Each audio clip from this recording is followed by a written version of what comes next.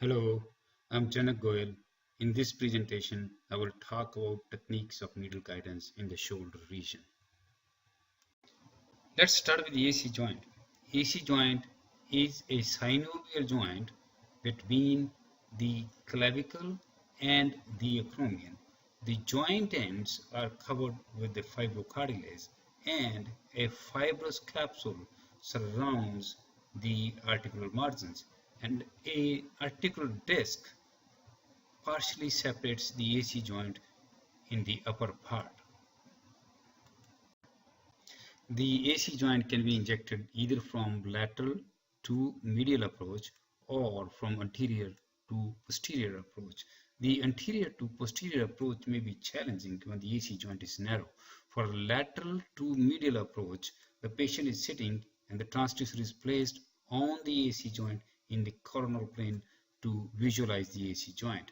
The needle is inserted from lateral and is advanced medially into the AC joint. For anterior to posterior approach, the transducer is either oriented in a sagittal plane or could be oriented in a coronal plane. And here is your video clip showing an AC joint injection from lateral to medial approach.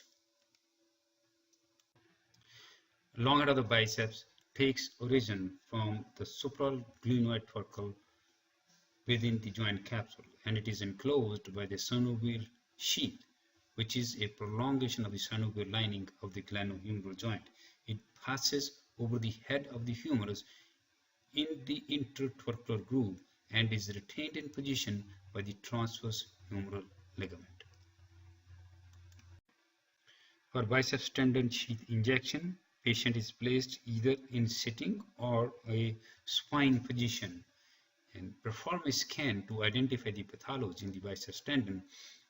Most of the times, the biceps tendon sheath is a continuum of the synovial lining of the glenohumeral joint, and the person may have a fluid in the glenohumeral joints when you see a fluid in the biceps tendon sheath, but sometimes you may have a localized pathology in the biceps tendon sheath as shown here.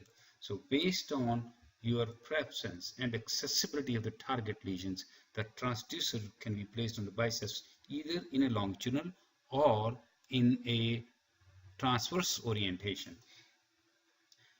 Here is an injection which is made along the long axis of the biceps tendon from distal to proximal. Alternatively, the tendon sheath could be injected from proximal to distal, and if the transducer is placed on the short axis of the biceps tendon, the injection could be made from lateral to medial direction also. The shoulder joint is a synovial joint between the head of the humerus and the glenoid cavity of the scapula. The glenoid cavity is deepened by a rim of fibrocartilage, the glenoid labrum. The joint capsule is attached to the scapula just outside the labrum, and whereas on the humeral head it is attached close to the margins of the humeral head, except inferiorly where it is attached about 2 to 3 centimeters below the edge of the articular surface. The infraspinatus tendon crosses the posterior aspect of the glenohumeral joint, and in turn the deltoid muscle is superficial to the infraspinatus. The shoulder joint is injected with the patient either in a sitting position or in a semi-prone position. The external rotation of the arm relieves some pressure of infraspinatus on the posterior joint capsule. The probe is aligned along the long axis of the myotendinous junction of the infraspinatus, and the needle is inserted from lateral to medial along the curvature of the humeral head into the glenohumeral recess. Alternatively, the injection could also be made from medial to lateral. Here is your video clip showing the glenoid. Here is the labrum. Here is the humeral head, and here is your needle into the glenohumeral joint. The subacromial-subdeltoid bursa covers the entire shoulder under the deltoid muscle. It is separated from the glenohumeral joint by the rotator cuff muscles. The normal bursa appears as a thin hypoechoic line surrounded by two layers of hyperechoic peribursal fat. Here is your humeral head, greater tuberosity, and here is the deltoid, and then here is the hyperechoic peribursal fat and the hypoechoic subacromial subdeltoid bursa. The subacromial subdeltoid bursa could either be injected along the long axis of the bursa or along the short axis of the bursa.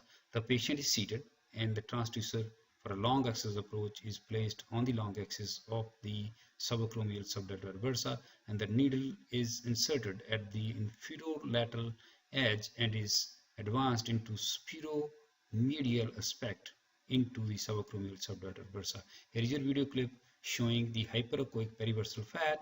Here is the needle directed into subacromial subdeltoid bursa. Here is your greater tuberosity and the humeral head, and here is the injection material being spilled into subacromial subdeltoid bursa. For the short axis approach for injection to subacromial subdeltoid bursa, again the patient is sitting and the transducer is placed along the sagittal axis, and the needle is advanced either from anterior to posterior or from posterior to anterior into the subacromial subdeltoid bursa.